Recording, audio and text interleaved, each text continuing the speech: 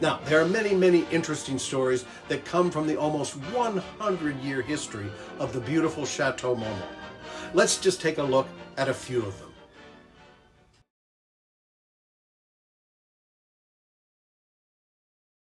Movie director Preston Sturges had a club in the 1940s called The Players at 8225 Sunset Boulevard. And as you can see, it was a very short distance from the Chateau Marmont. Now, rumor has it that the star-filled club had a secret VIP tryst tunnel that connected the club to the Chateau Marmont. In early 1952, film director Nicholas Ray started renting Bungalow 2, which he would continue to do for the next 8 years. Now, during that time, he directed many features, but he directed the film Rebel Without a Cause in 1955, starring James Dean, Natalie Wood, and Sal Mineo. Here's a picture of them reading through the script in Bungalow 2. Room 29 is where Myrna Loy made it home for years, and later, so did Marilyn Monroe. Rumor has it that it was in room 29 where Marilyn Monroe enjoyed secret trysts with a married Arthur Miller. Marilyn also stayed here during the filming of the movie Bus Stop in 1956. Here is room 29.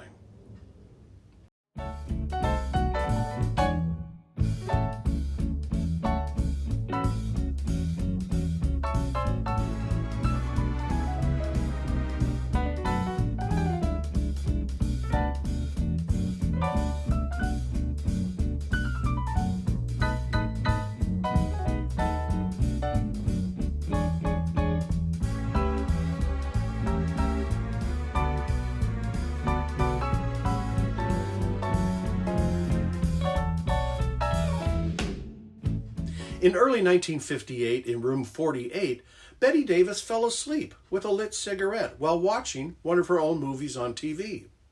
A fire soon started from that lit cigarette that was so severe that the entire hotel had to be evacuated.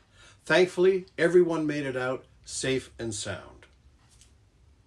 In 1959, Errol Flynn had a drunken rampage in the Chateau's Bungalow Number 3 a week before he died of a heart attack on October 14, 1959, in Vancouver, Canada. Director Roman Polanski and his pregnant wife, Sharon Tate, lived at the Chateau Marmont until February 1969. It was then that they moved into a rented house in Benedict Canyon at 10050 Chalo Drive. It was only 6 months later, in the early morning hours of August 9th, that Sharon Tate and 4 others who were staying at the house were brutally murdered by the followers of Charles Manson. It was on March 5th, 1982, that the actor and comedian John Belushi of Saturday Night Live fame and the movies Animal House and The Blues Brothers was found dead from a drug overdose in Bungalow 3 of the Chateau Marmont. He was only 33 years old. Fashion photographer Helmut Newton lived at the Chateau Marmont for years. In fact, when the new owner, André Balaz, first purchased the chateau in 1990, he ran into Helmut Newton in the lobby. Mr. Balaz introduced himself as the new owner. Helmut Newton, concerned what André Balaz would do with the chateau, apparently said to him, "André, I'm so delighted to meet you, but whatever you do, don't f*** it up. It's perfect."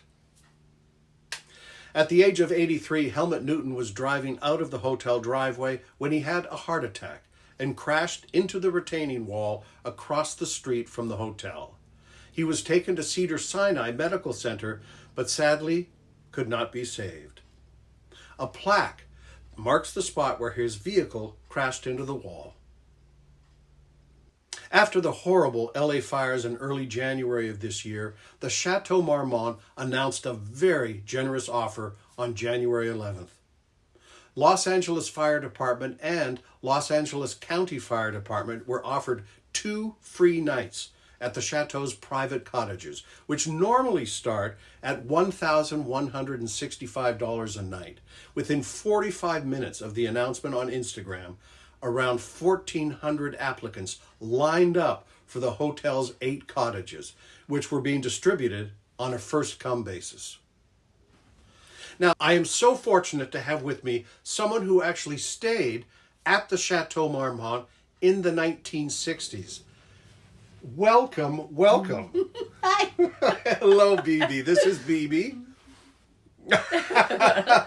Yes, I did. I stayed at the Chateau Marmont when I was like 8 or 9.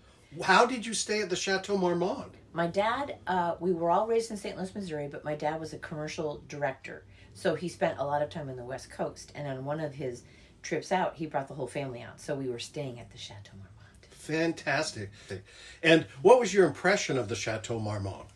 Well, I was very young. So all I remember was being kind of dark and like it had lots of dark wood. And it kind of was like castle-like.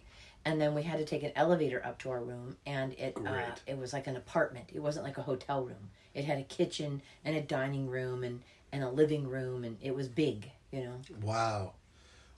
And do you have like a standout memory of when you were there, something that just like you always remember when you think of the Chateau Marmont? My mom ran in. She was so excited because a celebrity was staying at the chateau. And my brother and I heard the name and got in the elevator and ran downstairs and went to the front desk where there was a French gentleman there. And we said, "What room is Ronald McDonald in?" And he's like, "Ronald McDonald? There's nobody there by that name." We're like, Ronald McDonald. Ronald McDonald was staying at the chateau? Yeah. It turns out it was Roddy McDowell, and we misunderstood the name my mom was so excited about. But we were like 8 and 7, and we were running up and we're so excited to see Ronald McDonald at the hotel. So your mother corrected you? Eventually, we figured out the error of our ways. No free fries from Roddy McDowell? No. Thank you so much for joining me on Hooray for Hollywood. My name is Wayne Yorke, and it's a wrap. Boy! On Hooray for Hollywood. It's almost a wrap on me. See you in the next one.